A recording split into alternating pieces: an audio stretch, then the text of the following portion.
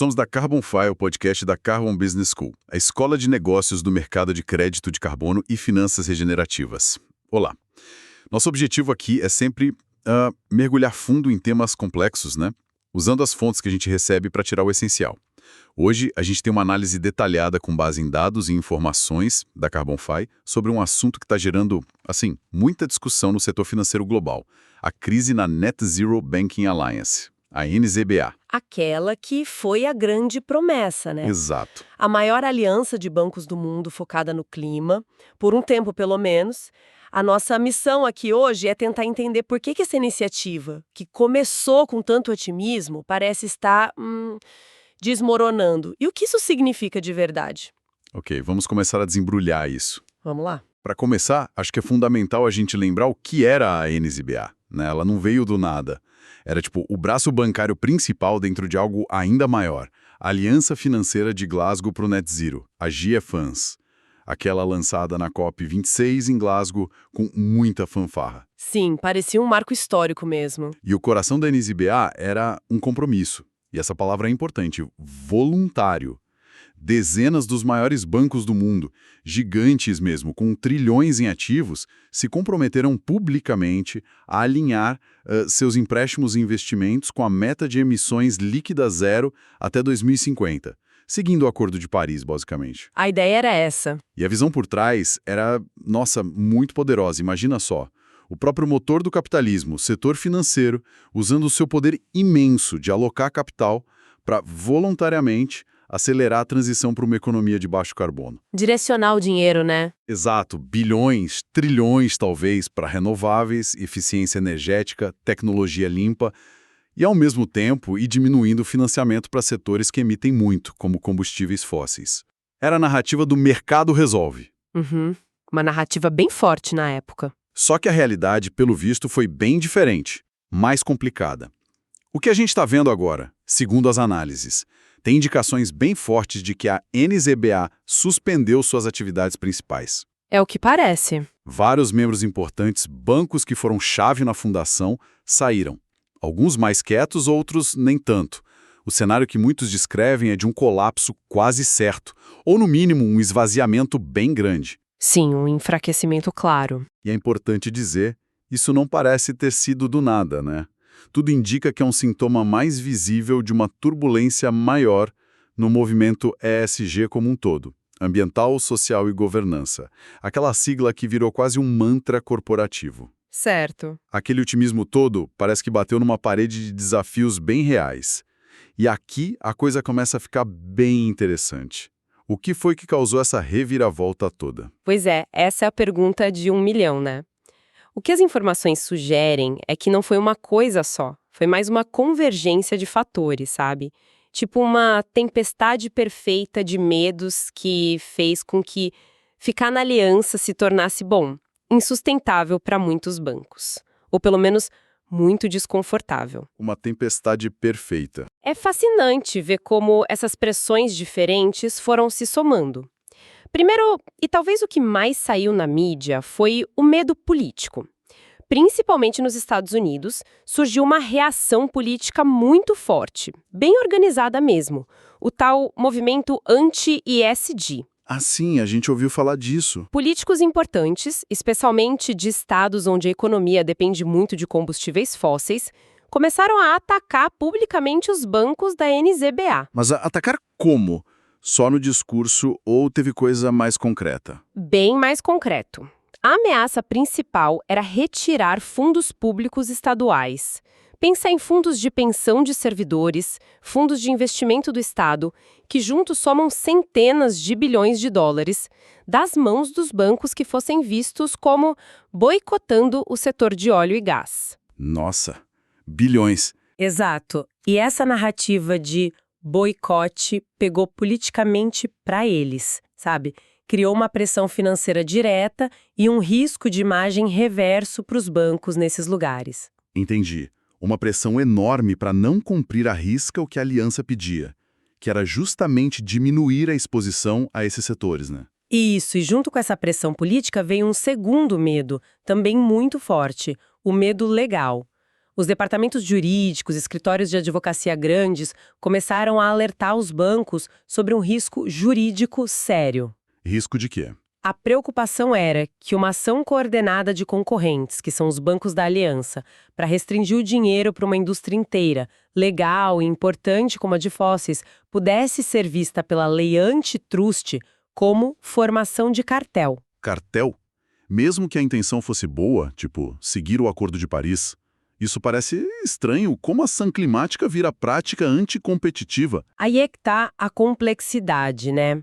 Do ponto de vista estritamente legal, especialmente na lei antitruste americana, a intenção pode não ser o principal. O foco, muitas vezes, é no efeito da ação coordenada no mercado. Ah, entendi. O resultado prático. Exato. Se um grupo de gigantes age junto de um jeito que prejudica muito um setor ou limita a concorrência, isso pode acender um alerta vermelho, não importa a motivação climática.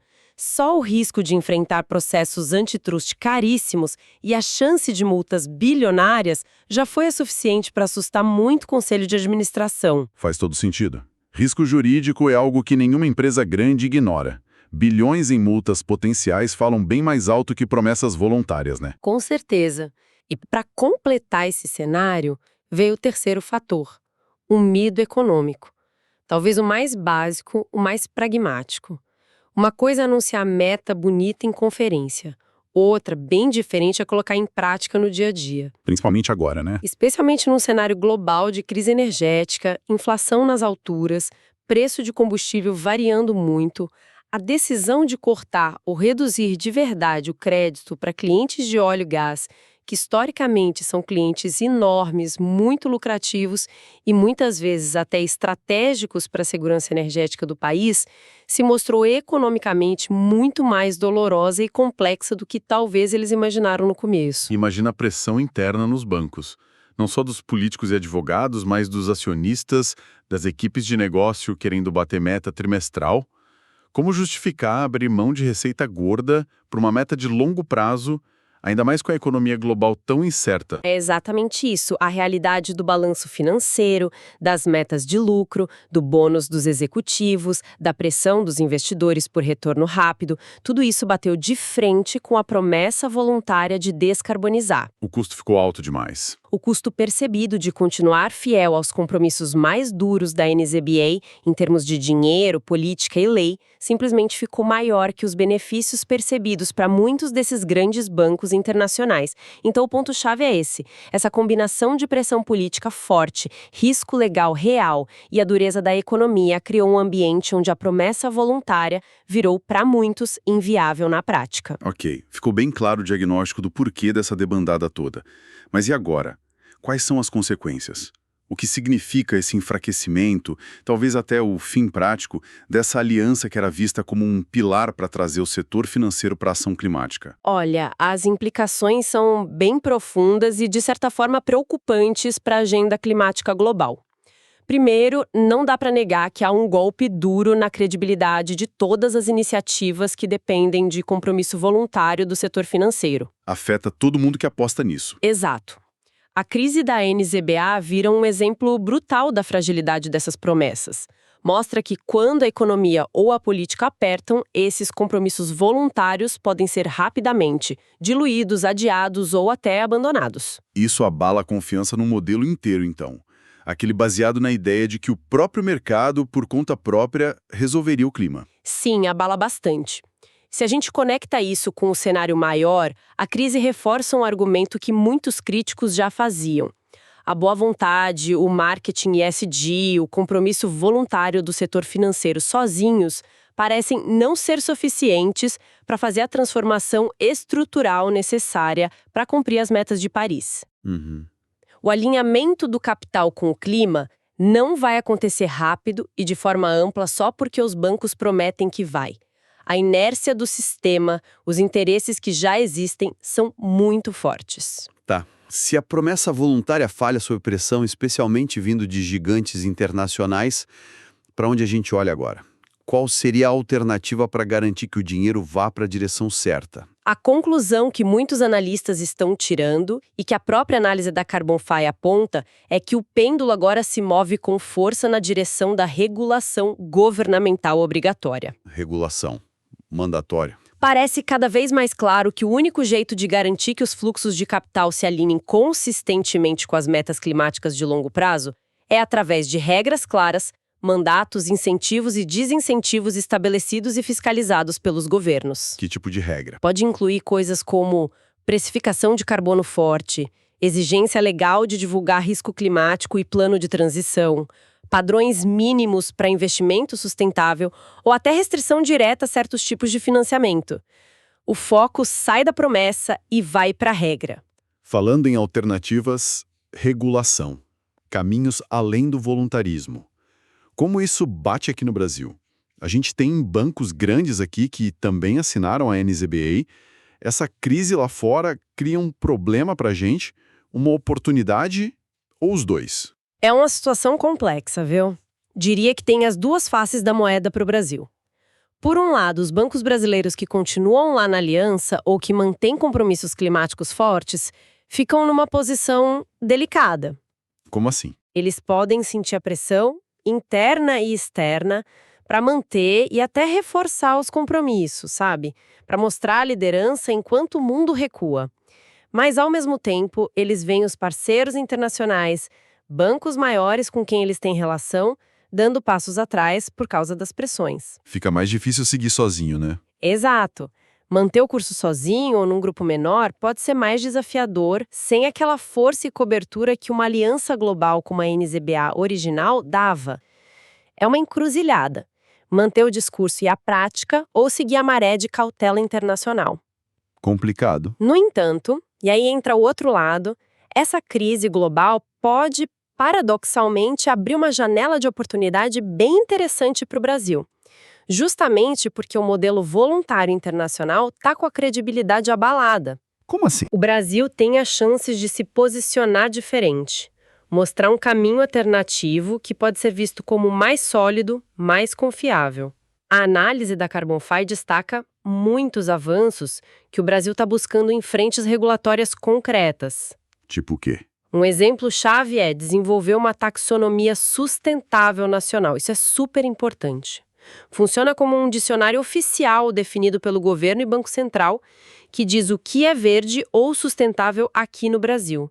Não é cada banco achando que é verde, é um padrão nacional. Ah, cria uma linguagem comum, oficial, para o investimento sustentável, certo? Correto. E além da taxonomia, tem o esforço para implementar um mercado de carbono regulado. Isso também é fundamental, porque vai além da promessa. Cria um preço real, legal, para as emissões de gases de efeito estufa em setores-chave. Incentivo econômico concreto. Isso mesmo, gera incentivos econômicos reais para reduzir emissão, coisa que compromisso voluntário muitas vezes não consegue fazer tão bem. São iniciativas que criam uma estrutura legal e econômica, não só declaração de intenção. Quer dizer que a crise lá fora, no modelo voluntário, pode acabar fortalecendo uma abordagem mais regulada aqui dentro? Essa é a aposta e a oportunidade. Se o Brasil avançar com essa agenda regulatória de forma séria, consistente, ele pode se diferenciar. Pode atrair aquele capital ESG internacional que está buscando mais segurança, clareza, menos greenwashing, sabe? O país pode virar uma espécie de porto seguro para o investidor que quer colocar dinheiro em sustentabilidade de verdade. Aquela definida, medida e garantida por lei, não só por promessa corporativa que pode sumir na primeira turbulência. Mostra que liderança climática também se faz constituição forte e regra clara em casa. Considerando tudo isso, a principal aliança voluntária em crise, credibilidade abalada, o foco mudando para a regulação, a pergunta que fica é: a gente deve ver isso como uma derrota total para a ação climática? É para ficar pessimista? O que tudo isso significa, no fim das contas? Olha, é natural ter uma reação inicial de pessimismo, né? Afinal, teve uma perda de impulso real, uma quebra de confiança, expôs a dificuldade de engajar o setor financeiro voluntariamente na escala que precisa. É um revés, sim. Mas Mas tem outra perspectiva possível, talvez mais produtiva a longo prazo.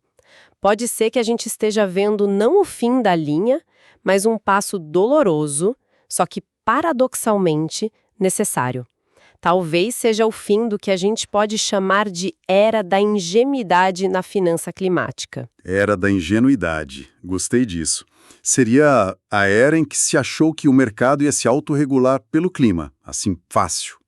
Um choque de realidade? Exatamente. A era em que talvez se acreditou demais que compromisso voluntário, pressão de alguns investidores e boa vontade corporativa iam bastar para resolver um problema tão sistêmico, complexo e politicamente carregado como a crise climática. Certo.